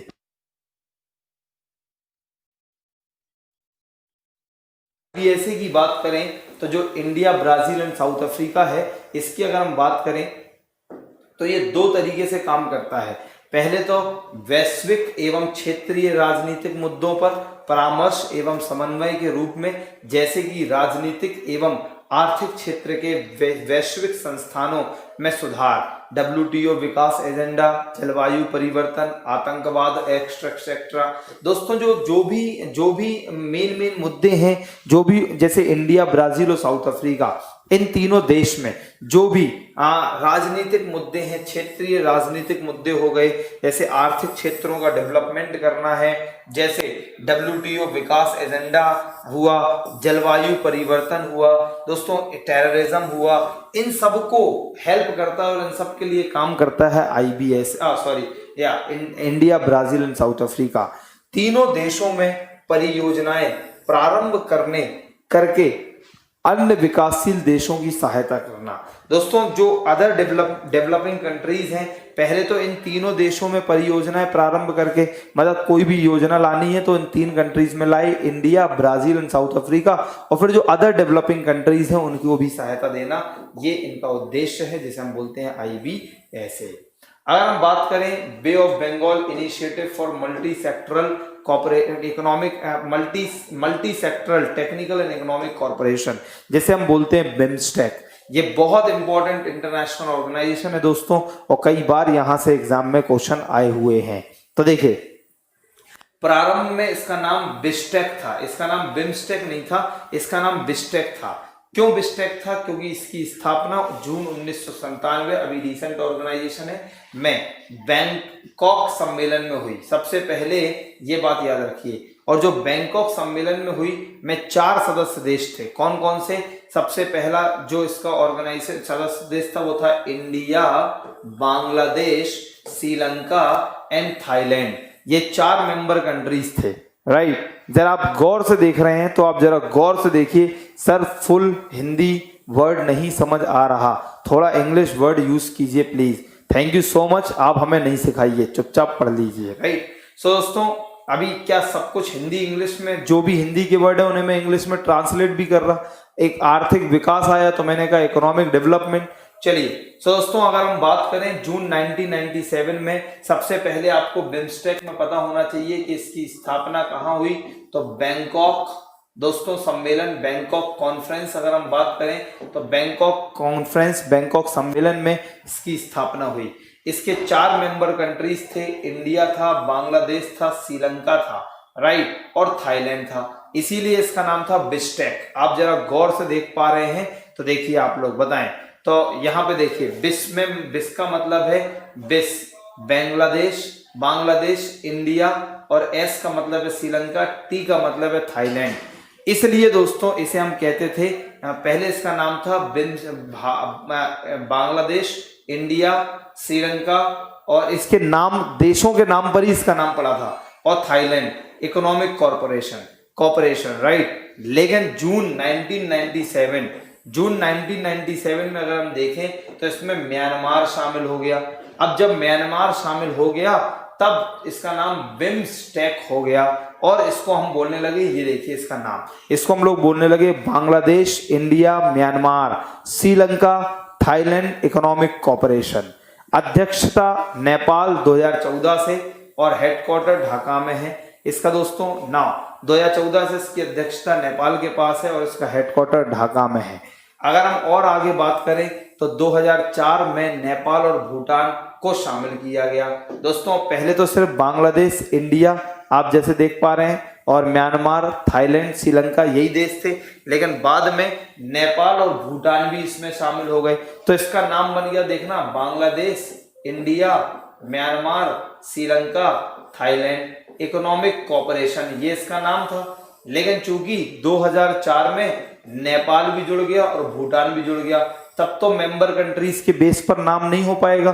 तो जब मेंबर कंट्रीज के बेस पर नाम नहीं हो पाएगा तो इसका नाम बोल दिया Bay of Bengal Initiative for Multi Sectoral Technical and Economic Corporation. फिर इसका नाम ये रख दिया गया, क्योंकि पहले इसका नाम अपने मेंबर कंट्रीज के नाम पर था, लेकिन 2004 में नेपाल और भूटान के ऐड होने के बाद इसका नाम Bay of Bengal Initiative for Multi Sectoral Technical and Economic Corporation किया गया। और इसके 7 सदस्यों में से 5 सदस्य सार्क में भी शामिल हैं, ये तो आपने ऊपर देख ही लिया। बिम्स्टेक का उद्देश्य आपसी सहयोग का मतलब है के लिए व्यापार निवेश, मतलब इन्वेस्टमेंट, ट्रेड, व्यापार निवेश हो, जैसे ट्रेड इन्वेस्टमेंट हो। अगर आपको ट्रेड इन्वेस्टमेंट की बात करें तो व्यापार संबंधी निवेश हो सके, मतलब फॉरेन डायरेक्ट इन्वेस्टमेंट वगैरह की बातें। उद्योग, परिवहन, उद्योग मतलब इंडस्ट्रीज, परिवहन मतलब ट्रांसपोर्ट, विज्ञान एवं प्रौद्योगिकी का मतलब है साइंस एंड टेक्नोलॉजी। दोस्तों ट्रांसपोर्टेशन के लिए भी काम करता है। उद्योग, इंडस्ट्रियल डेवलपमेंट हो, ट्रेड का डेवलपमेंट हो, व्यापार का विकास हो, और तो और दोस्तों साइंस एंड टेक्नोलॉजी के साथ साथ मानव संसाधन विकास मतलब HRD, ह्यूमन रिसोर्स डेवलपमेंट, ऊर्जा का मतलब है एनर्जी का, पर्यटन का मतलब है टूरिज्म, दोस्तों को बढ़ावा देना। इतना सारा इसका काम है। साइंस एंड टेक्नोलॉजी को प्रमोट करना, ट्रेड को प्रमोट करना, दोस्तों एनर्जी प्रमोशन, और तो और ये परिवहन, ट्रांसपोर्टेशन हो गया, तो फॉरेन इन्वेस्टमेंट, विदेशी निवेश हो गया। इतनी सारी सहायता, इतनी सारे क्षेत्रों संबंधी सहायता प्रदान करना बिम्स्टेक का काम है। एक और बहुत बड़ा ऑर्गेनाइजेशन दोस्तों आप लोगों की सेवा में टाइम्स कोचिंग की ओर से, देखिए क्या एडीबी, एशियन डेवलपमेंट बैंक, और एडीबी बहुत इंपॉर्टेंट ऑर्गेनाइजेशन है, एशियाई विकास बैंक। स्थापना अगर देखें तो 22 अगस्त 1966, 22 अगस्त 1966 में एशियाई देशों के आर्थिक विकास के लिए, एशियाई देशों का मतलब है जो एशियन कंट्रीज हैं, एशियन कंट्रीज के आर्थिक विकास का मतलब है इकोनॉमिक डेवलपमेंट। तो एशियन कंट्रीज के बीच इकोनॉमिक डेवलपमेंट रहे, इसलिए इसकी स्थापना करी गई। तो एशियन कंट्रीज के बीच इकोनॉमिक डेवलपमेंट रहे, आर्थिक विकास हेतु इसकी स्थापना हुई और इसे बनाया गया। ओके, और इसका हेडक्वार्टर मनीला फिलीपींस में है। मेंबर कंट्री 67 है। 67 में अगर हम देखें तो 48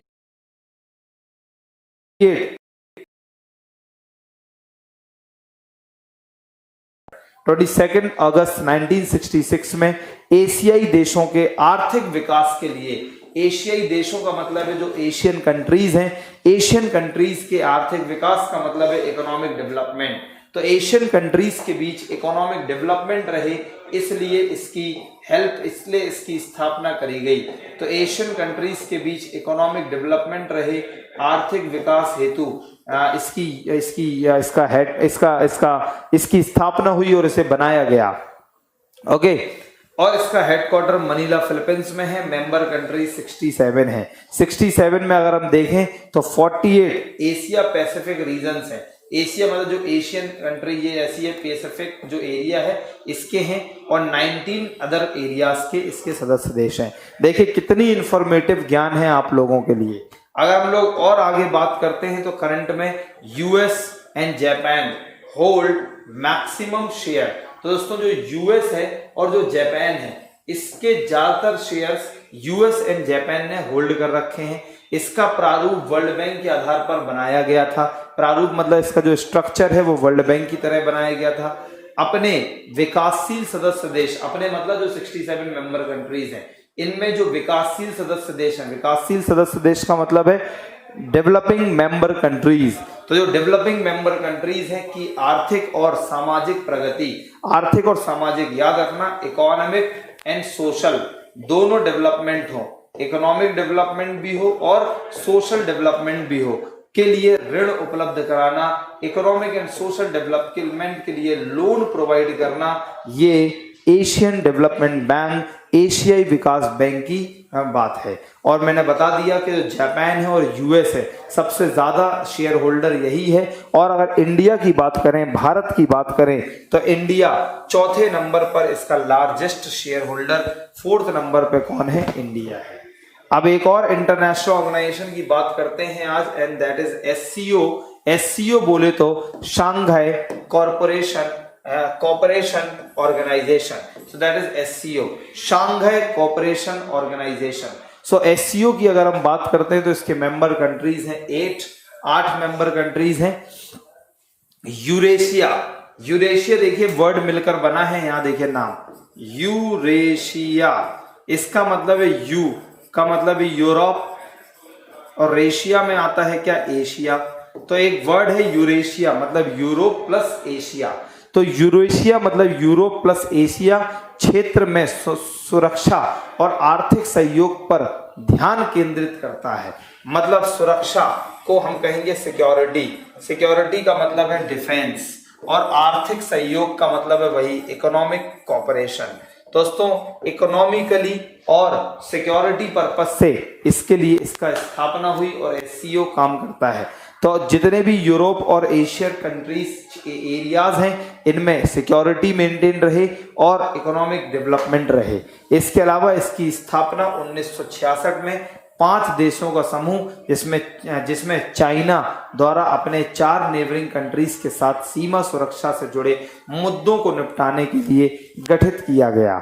दोस्तों देखिए, तो जो चाइना और उससे जुड़े जो 4 और नेबरिंग कंट्रीज हैं, इनमें जो सीमा सुरक्षा मतलब जो जैसे इनकी जो एरियाज हैं इनमें कोई बाहर से एंट्री ना करे, तो सीमा सुरक्षा बॉर्डर सिक्योरिटी के लिए जुड़े मुद्दों को निपटाने के लिए, मतलब जो इश्यूज थे बॉर्डर सिक्योरिटी के पर्पस से, इसलिए इसकी स्थापना की गई और इसे हमने बोला SCO, जिसका हेडक्वार्टर बीजिंग चाइना में है। तो headquarter is in Beijing China ना।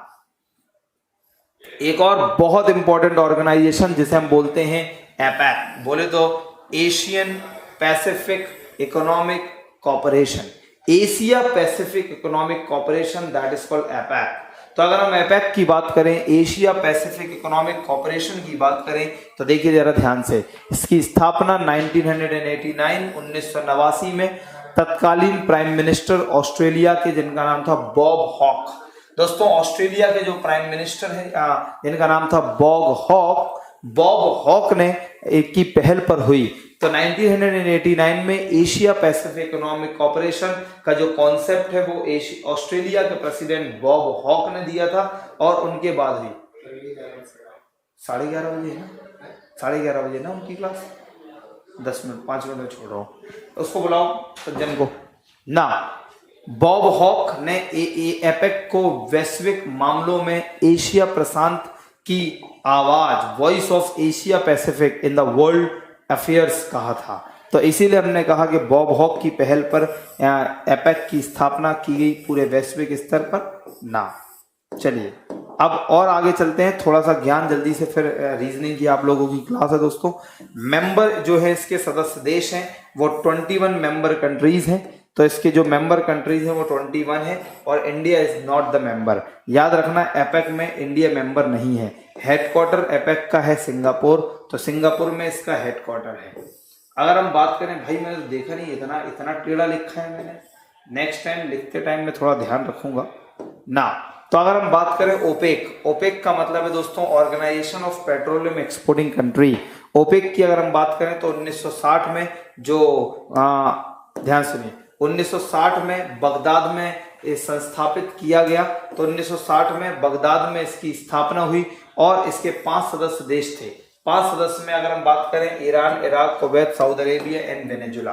तो ये 5 मेंबर कंट्रीज की इसमें बात की गई, दैट इज 5 मेंबर कंट्रीज के साथ इसकी स्थापना की गई। अगर हम आगे चलते हैं तो 1965 में इसका हेडक्वार्टर वियना ऑस्ट्रिया में बनाया गया, और इसके मेंबर आज की डेट में, बाद में इसके 14 मेंबर हो गए। 14 में आप देख सकते हैं Iran, Iraq, Kuwait, Saudi Arabia, Venezuela, Libya, UAE, Algeria, Nigeria, Ecuador, Gabon, Angola, Equatorial Guinea और कॉन्गो इसके मेंबर हो गए। लेकिन बाद में, अभी पता चलेगा, बाद में देखिए जरा, इंडोनेशिया सस्पेंडेड मेंबरशिप नवंबर 2016 में इंडोनेशिया सस्पेंड हो गया, and Qatar terminated it's membership from 1 जनवरी 2019। और दोस्तों 14 मेंबर कंट्रीज थे, 14 में कॉन्गो वोंगो का तो पता नहीं चला, और ये देखिए, और फिर इंडोनेशिया भी चला गया और इक्वाडोर। फिलहाल आज इसके मेंबर कंट्रीज हैं 11, याद रखना ना। इसका उद्देश्य खनिज तेलों के उत्पादन व इसकी कीमत नियंत्रण। ये तो आपको पता ही है कि जो पेट्रोलियम एक्सप्लोरेशन होता है, तो पेट्रोलियम एक्सप्लोरेशन के लिए इसकी स्थापना हुई, और इंटरनेशनल लेवल पर जो पेट्रोल के प्राइसेस हैं उसको मेंटेन करके रखना इसका काम है। तो जैसे हम बोलते हैं दोस्तों OPEC, Organization of Petroleum Exporting Country. बस 5 मिनट ना, हाँ बस 5 मिनट देख लूँ, 5 मिनट बस, 5 मिनट दोस्तों। नेक्स्ट है AIIB। तो AIIB का मतलब है दोस्तों Asian infrastructure investment bank. Asian infrastructure investment bank को अगर हम देखें तो वर्ल्ड बैंक के लेवल की एक बैंक चाइना ने बनाई। एशियाई देशों में निवेश एवं आधारभूत संरचना, निवेश वही इन्वेस्टमेंट और आधारभूत संरचना का विकास करने के लिए चाइना के नेतृत्व में गठित हुई, और इसका उद्देश्य था वर्ल्ड बैंक दोस्तों, IMF जैसे जो इंटरनेशनल ऑर्गेनाइजेशन है इसके कंपटीशन के लिए एक बैंक बनाई जाए। चाइना में चाइना इसका सबसे बड़ा शेयर होल्डर है दोस्तों, आप देख पा रहे हैं चाइना के पास इसके कम से कम इतने 30.34% से सबसे बड़ा शेयर होल्डर है। और बताएं आपको, भारत पीछे नहीं है, लेकिन भारत का शेयर बहुत कम है, 8.52। भारत इसका दूसरा सबसे बड़ा मेंबर है। और इसकी ऑथोराइज्ड कैपिटल मतलब ये कितने के साथ शुरू हुई, तो $100 अरब के साथ शुरू हुई। 75% for Asian countries. Okay, headquarter Beijing China में है, जिसे हमने बोला AIIB, Asian infrastructure investment bank. दोस्तों जल्दी से एक और इंटरनेशनल ऑर्गेनाइजेशन देखते हैं जिसका नाम है आसियान। आसियान बोले तो association for south East Asian nation, so that is called ASEAN. So ASEAN का मतलब है association of south East Asian nation. दोस्तों सेटअप बैंकॉक अनाउंसमेंट द्वारा इसका 8 अगस्त को 1967 को साउथ एशिया के 5 देश, राइट, सो साउथ एशिया के जो 5 देश हैं कौन कौन से, Malaysia, Singapore, Philippines, Indonesia and Thailand. तो इन 5 देशों के साथ एक साथ इसकी स्थापना की गई 8 अगस्त 1967 में, 1967 में। और बाद में जो 5 कंट्रीज और इसमें जुड़ी और वो है Cambodia, Vietnam, Laos, Myanmar and Brunei. दोस्तों ये इसके नेक्स्ट एडेड 5 मेंबर हैं। तो टोटल इस समय जो ये आसियान है इसके 10 मेंबर हैं। इनिशियली 1967 में 4 मेंबर्स शामिल हुए जिनका नाम है दोस्तों बैंकॉक अनाउंसमेंट हुई, राइट। तो 4 हैं Malaysia, Philippines, Singapore and Indonesia 5 and Thailand. लेकिन बाद में इसके 5 मेंबर और जोड़े गए और टोटल इस समय इसके 10 मेंबर कंट्री सदस्य हैं। और अगर हम इसकी बात करें तो यह एक असैनिक एवं सुरक्षात्मक, आर्थिक तथा सांस्कृतिक क्षेत्रीय संस्थान है, राइट। तो ये सिर्फ आप याद रखिए जो association of south East Asian nation है, तो जो आसियान है वो अपने साउथ ईस्ट मेंबर के साउथ ईस्ट जो 10 हमारे जो कंट्रीज हैं उन 10 कंट्रीज को फाइनेंशियल हेल्प ले, कल्चरल डेवलपमेंट हो, सोशल डेवलपमेंट हो, इसके लिए योगदान देता है। India became its member in 1996। भारत भी बाद में इसका मेंबर बन गया। To increase the development in South East Asian countries, बता दिया आपको कि जो साउथ ईस्ट एशियन कंट्रीज हैं यहाँ पर इकोनॉमिक डेवलपमेंट रहे, इसलिए आसियान को बनाया गया। अब हम जल्दी से लास्ट पार्ट देखते हैं यूएन, और ये बहुत इंपॉर्टेंट है। यूएन का मतलब है यूनाइटेड नेशन, संयुक्त राष्ट्र। इसकी स्थापना 24 अक्टूबर 1945 में की गई।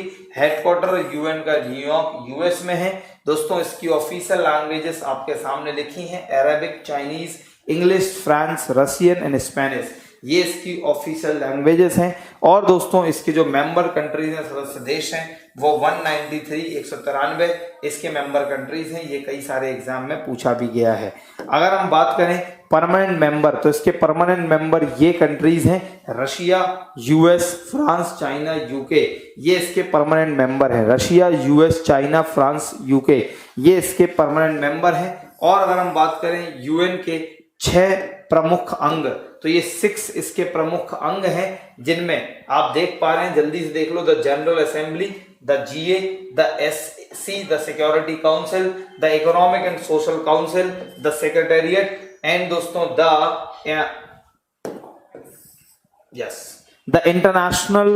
The International Court of Justice, जिसे हम ICJ बोलते हैं, International Court of Justice, Netherlands Hague में इसका हेडक्वार्टर है। And the United Nation Trusteeship Council, UNTC। दोस्तों ये इसके 6 मेन ऑर्गन्स हैं। तो ये एग्जाम में भी क्वेश्चन आता है कि इनमें से यूएन का मेन ऑर्गन कौन सा है या नहीं है। इसके अलावा अगर हम बात करें तो यूएन का मुख्य उद्देश्य अंतरराष्ट्रीय शांति, बस यही याद रखना, इंटरनेशनल पीस और ह्यूमैनिटी का डेवलपमेंट रहे, मानवता का प्रमोशन हो, ये यूएन का काम है, यूनाइटेड नेशन का मुख्य उद्देश्य है, राइट। तो इसे हमने बोला United nation. To help nations work together to improve life of the poor people, to conquer hunger, disease and illiteracy। दोस्तों जो भुखमरी है, डिसीज है, इलिटरेसी है, इनको डेवलप करना ये इसका काम है। बाद में मैंने बहुत सारे यूनाइटेड और इंटरनेशनल ऑर्गेनाइजेशन और उसके हेडक्वार्टर भी लिख रखे हैं, तो आप लोग ये पढ़ लेना, ये पूरा पढ़ने का है। जैसे आप लोग देख पा रहे हैं FAO, food and agriculture organization, ये भी यूएन का एक मेंबर है। इसका हेडक्वार्टर रोम इटली में है। 1945 में इसकी स्थापना हुई। तो ये सारे के सारे मेंबर्स के बारे में आप पढ़ लेंगे। जैसे ILO की बात करें, इंटरनेशनल लेबर ऑर्गेनाइजेशन, इसका हेडक्वार्टर जेनेवा स्विट्जरलैंड में है। तो Indian Maritime Organization London UK, World Food Programme WFP Rome Italy. तो दोस्तों ये सारे इंटरनेशनल ऑर्गेनाइजेशन हैं मेन, और उनके हेडक्वार्टर कहाँ हैं और कब एस्टेब्लिश हुए ये मैंने सारे यहाँ पर मेंशन कर रखे हैं। और यहाँ पर अब बड़ा बड़ा लिख दूं आप लोगों के लिए, वो है, आजा बेटा, वो है थैंक यू। तो दोस्तों ये हो गए मेन इंटरनेशनल ऑर्गेनाइजेशंस। और डेफिनेटली इसके अलावा आप लोगों को एक और फाइल अपलोड करा दी जाएगी जिसमें बहुत सारे इंटरनेशनल ऑर्गेनाइजेशन हेडक्वार्टर और एस्टेब्लिशमेंट है। बाकी जो मेन थे वो मैंने यहाँ पर लिस्ट भी दी है और पूरा का पूरा डिस्क्राइब करने की कोशिश की है इन डिटेल कि आप लोगों को इंटरनेशनल ऑर्गेनाइजेशन सुनने को और सीखने को मिले। तो मिलते हैं अगली क्लास में, जब तक के लिए take care guys. I hope this is a very useful class for you. And इस क्लास के बाद आप ये तो समझ गए होंगे कि आखिर इंटरनेशनल ऑर्गेनाइजेशन में किस तरीके से पढ़ना है। तो बहुत सारे इंटरनेशनल ऑर्गेनाइजेशंस हैं दोस्तों, जिनमें मोस्ट और मेन इंटरनेशनल ऑर्गेनाइजेशंस हमने कवर करने की कोशिश की है। बाकी आपके एग्जाम में अगर कभी भी कोई क्वेश्चन आएगा तो वो आएगा हेडक्वार्टर या कोई रिसेंटली मेंबर कंट्री बनी या कोई रिसेंटली हेड बना है तो दोस्तों वो करंट अफेयर्स का पार्ट हो जाएगा। तो have a nice and wonderful day, good bye everyone, God bless you all. मिलते हैं। अब दोस्तों ये कि जो GS2 के बच्चे हैं, अभी GS1 में कुछ दिन तक क्लास नहीं होगी, अभी GS2 में क्लास चलेगी, वो भी GS3 के साथ 5:15 से 7:30। तो जब भी मेरी क्लास 5:15 से 7:30 होगी तो उसमें GS2 भी साथ में होंगे और वहां 2 टॉपिक चलेंगे, एक इन्फ्लेशन डिफ्लेशन और दूसरा डिमांड एंड सप्लाई। राइट, तो मिलते हैं अपनी अगली क्लास में। Have a nice and wonderful day, good bye everyone. Thing is that कि एक और इम्पॉर्टेंट बात है अब GS1 का और 2 का, तो जो सिर्फ एक पार्ट रहेगा माइक्रो इकोनॉमिक्स, और GS1 का माइक्रो इकोनॉमिक्स के 2 बड़े बड़े पोर्शन हो चुके हैं, पहला डिमांड एंड सप्लाई और दूसरा मार्केट। तो GS2 का भी मार्केट हो गया है, तो GS1-2 का डिमांड एंड सप्लाई और GS1 का माइक्रो के और टॉपिक अलग से होंगे। सो मिलते हैं दोस्तों अपनी अगली क्लास में। Have a nice and wonderful day, good bye everyone. हो गया।